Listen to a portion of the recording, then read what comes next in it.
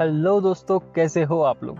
क्या आपने भी एक बात नोटिस की है, जब हम छोटे थे अपने स्कूल में, तब हम अक्सर ऐसी बात किया करते थे कि जब हम बड़े होंगे तब घूमने फॉरेन जाएंगे, फ्लाइट में बैठेंगे, खुद की बड़ी कार लेंगे। पर दोस्तों, हम लोग बड़े तो हो गए, पर ये सब जो हमने सोचा था ये होगा कब। तो आज इस वीडियो में मैं आपके साथ कुछ ऐसी बातें शेयर करूंगा जिससे आप अपनी सपनों की तरफ एक एक कदम आगे बढ़ाते जाएंगे। अगर आप भी अपनी 20s में हैं तो टाइम आ गया है अपनी सारी विशेष पूरे करने का। इस वीडियो में हम जानेंगे अपनी 20s में कैसे हम फाइनेंशियली फ्री हो सकते हैं और हमने जो सोचा था अपनी फ्यूचर के लिए वो सब रियलिटी में ला सकते हैं। तो आइए समझते हैं how to invest in your 20s। इस वीडियो में मैं आपको बताऊंगा कि आपको क्यों अपनी 20s में इन्वेस्ट करना चाहिए। आपने अपनी 20s में अगर ये चीजें समझ ली तो आपकी लाइफ 100% ट्रांसफॉर्म होगी। आपको अपनी लाइफ में अमीर होने से कोई नहीं रोक पाएगा। सबसे पहले जानते हैं कि क्यों हमें अपनी 20s में इन्वेस्ट करना जरूरी है। क्योंकि जब हम कोई भी काम करते हैं तो उससे पहले उसके पीछे का रीजन हमें क्लियर होना बहुत ही जरूरी है, तभी उसे हम अच्छे से कर पाते हैं। इसलिए बहुत जरूरी है ये समझना why to invest in your 20s। 20s की एज में हमारे पास रिस्क एपेटाइट बहुत ही ज़्यादा होता है, मतलब कि रिस्क लेने की कैपेसिटी हम में ज़्यादा होती है। क्योंकि ज़्यादातर इस उम्र में हम पर फैमिली की, घर गृहस्थी की जिम्मेदारी नहीं होती, तो ऐसे वक्त पर हम हाई रिस्क लेके हाई रिटर्न ले सकते हैं। Second, long term game. 20s की एज में हम ज़्यादा से ज़्यादा टाइम इन्वेस्ट कर सकते हैं। अर्ली एज में इन्वेस्टिंग स्टार्ट करने से हमारे पास बहुत ज़्यादा साल रहते हैं इन्वेस्ट करने के लिए, और इससे हम ज़्यादा ईयर्स तक इन्वेस्टेड रह के अच्छी वेल्थ बना सकते हैं। Third, early freedom. पहले लोग कहते थे अभी तो कमाना शुरू किया है, 60 की उम्र तक कमाएंगे, फिर उसके बाद आराम से रिटायर हो जाएंगे। लेकिन आजकल लोग समझ रहे हैं फाइनेंशियल फ्रीडम को, अर्ली रिटायरमेंट को। कैसे 35 की एज में मैं फाइनेंशियली फ्री हो सकता हूँ, कैसे 40 तक मैं रिटायर हो सकता हूँ। ये सब करना है तो अर्ली इन्वेस्टमेंट भी करनी होगी। आपको 20s की उम्र में इन्वेस्टिंग शुरू करनी होगी, क्योंकि जितने कम उम्र में आप इन्वेस्टिंग स्टार्ट करोगे उतने ज्यादा ईयर्स के लिए आप कंपाउंडिंग का फायदा उठा सके हो। अब हमारे पास 3 स्ट्रॉन्ग रीजन है क्यों हमें 20s में इन्वेस्ट करना चाहिए। 3 ऐसे रीजन है जिससे हम अर्ली एज में इन्वेस्टिंग स्टार्ट करके जल्द से जल्द फाइनेंशियली फ्री हो सकते हैं। अब बात करते हैं ये सब होगा कैसे। जैसे साइकिल 2 पहियों पे चलती है, वैसे ही हमारी वेल्थ भी 2 पहियों पे चलती है।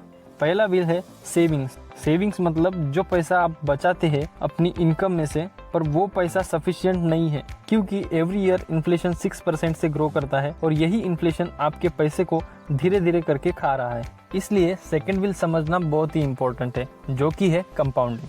कंपाउंडिंग मतलब अर्न इंटरेस्ट ऑन इंटरेस्ट, मतलब इंटरेस्ट पे इंटरेस्ट कमाना। बड़े इंटरेस्ट पे अगर हम बड़ा इंटरेस्ट कमाते हैं तो हम अपने पैसों को ग्रो कर सकते हैं।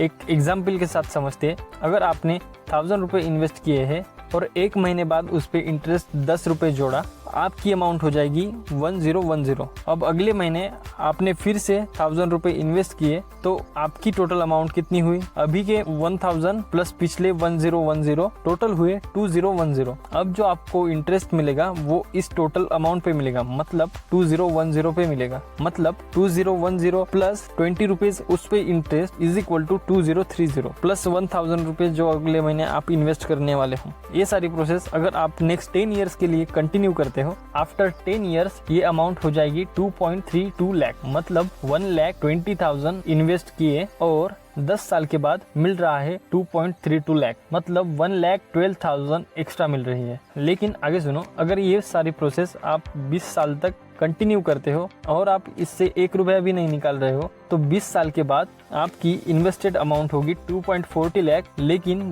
20 साल के बाद आपकी टोटल अमाउंट जुड़ चुकी होगी, वो होगी 10 लाख, मतलब 7.5 लाख का प्रॉफिट। आप लोगों में से बहुत से लोग होंगे जिनको लग रहा होगा कि इतना काफी नहीं है, पर जैसे जैसे साल बढ़ते जाएंगे वैसे वैसे आपकी सैलरी भी तो इंक्रीज होगी। 20 साल में आपकी सैलरी कुछ परसेंटेज से ईयरली ग्रो करने वाली है, तो ये जो आप 1000 रुपये पर मंथ इन्वेस्ट कर रहे हो वो आप टाइम के साथ इंक्रीज भी तो कर सकते हो।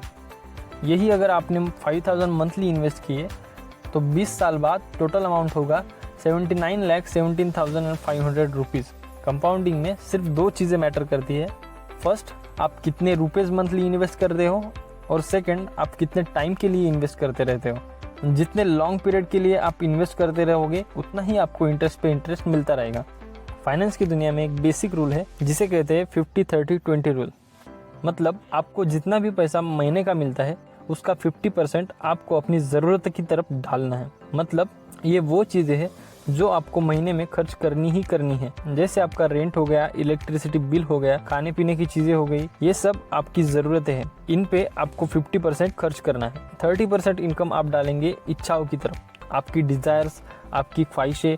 इनमें हो सकता है आपको कहीं पर घूमने जाना हो सकता है आप कोई साइड हसल फॉलो कर रहे हो, कोई फ़ोन लेना हो। इन सब चीज़ों पे आपको सिर्फ 30% खर्च करना है। एंड उसके बाद कम से कम आपको 20% अपने फ्यूचर को अच्छा बनाने के लिए इन्वेस्ट करना है।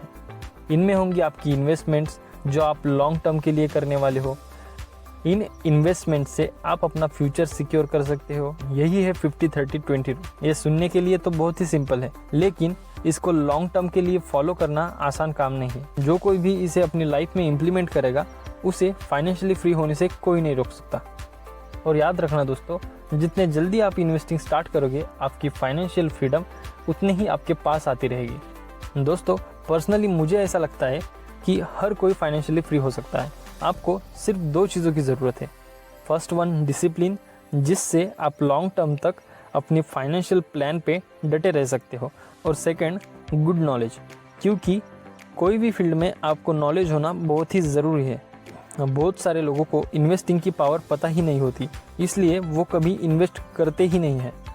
कंपाउंड इंटरेस्ट को डिटेल में समझने के लिए मैं किसी और दिन डिटेल वीडियो बनाऊंगा, इसलिए चैनल को सब्सक्राइब ज़रूर करना। तो दोस्तों ये था कि कैसे आप अपनी अर्ली एज में, अपनी 20s में किस तरह से इन्वेस्टिंग स्टार्ट कर सकते हो और क्यों हमें अपनी 20s में इन्वेस्ट करना चाहिए, ये भी हमने इस वीडियो में डिस्कस किया है। तो अगर आपको इस वीडियो से कुछ सीखने मिला है तो इस चैनल को सब्सक्राइब करिए और मुझे सपोर्ट कीजिए, ताकि मैं आपके लिए ऐसी और नॉलेजेबल वीडियोस लाता रहूँगा। और इस वीडियो को अपने फ्रेंड्स एंड फैमिली के साथ ज़रूर शेयर करना और चैनल को सब्सक्राइब करना ऐसी और फाइनेंस रिलेटेड वीडियोस देखने के लिए, because money is the only thing that matters.